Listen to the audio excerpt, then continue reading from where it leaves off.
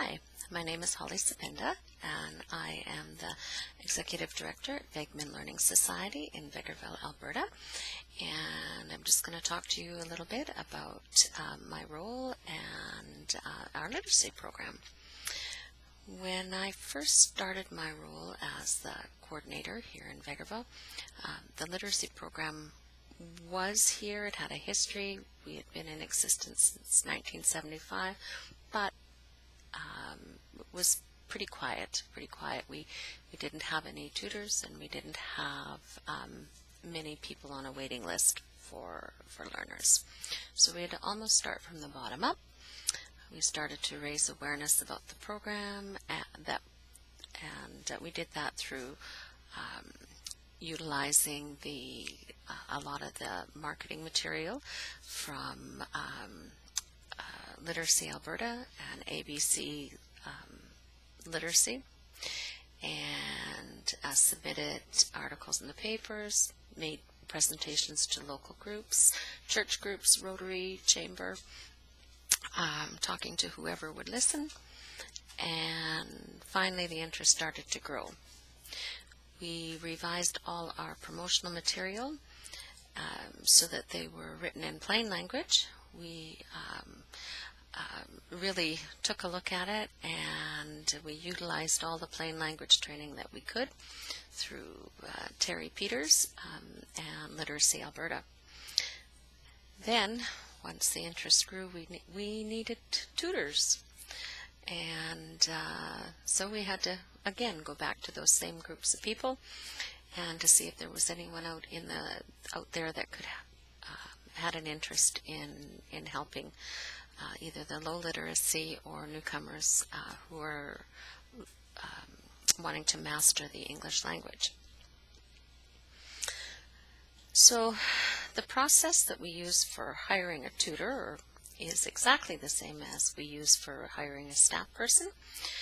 We have a job description, we have an application form, or we accept resumes. We do an interview, we do the reference checks, and depending on the situation, depending on who the learner is, we may require a criminal record check. Now, if there is a criminal record check, we are a member of Volunteer Alberta, and we have the fee is waived at our local detachment. We've never had anyone complain about our process. And we always explain to them that the process may take longer than they anticipated. It's just that we need to do a thorough job to make sure that our learners are protected, and of course the tutors are protected too. Okay. With the interview process, over the years I've been on many interview teams, and once I had completed my new coordinators training, like you guys are in, and a few other workshops through Pathways and Volunteer Alberta, we took a look at our entire process, and of course there wasn't one in place, so we put the process in place, right down from how to answer the questions, how to set up the room for the interview,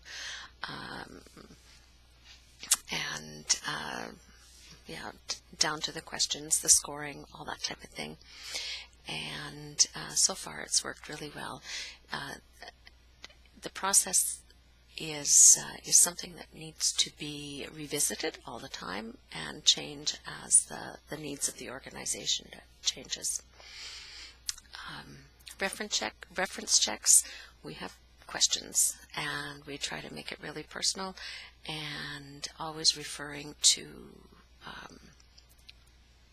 the candidate by name, and try to come up with some probing questions so that that we get a good idea of how the person is, and if the questions that they answered in their interview match the questions that are answered by their reference. Our position description for the volunteer tutor, it varies a little bit from the literacy learners and the English as another language one, and say if we had a volunteer position, someone comes in to wash the toys in the children's play area. It's a little bit different, but each person still has to go through the process and understand and sign a code of conduct. When it comes to matching our learners and our tutors, we try really hard to make it a win-win situation for everyone, and both the learners and the tutors know that they can always give us some positive feedback, or not necessarily, if it's not positive, it's okay too. If it's working, great. If it's not working, we need to know that, because it has to be a win-win situation for everyone. We want to make sure that no one is feeling at risk. Okay, supervision. I have some of my learner-tutor pairs are in the outreach areas, and quite often I don't get a chance to see them, so we do keep in contact through phone, through email, through just visits every once in a while. We'll, try to keep in contact, and it makes it a bit of a challenge, but we do our best. It's my goal that all my tutors and my board members all will have a webcam with their home computer, so that if we ever needed to have a face-to-face via the internet, that we could do that. And I think it's a valuable tool, and I like to utilize it as much as I can. As far as the volunteer tutor file, we have a file for them just the same as we have an employee file. It's filed under V for volunteer, and with their name, the day they started, who they're matched with, their application form. I do not put in their the reference questions and answers. I just put that it was either a positive or a negative, and then the date that they completed their orientation. And yeah, so that's the reference check questions are kept quite confidential. As far as orientation, we have a binder. I don't know if you can see that. I'm not very, there we go.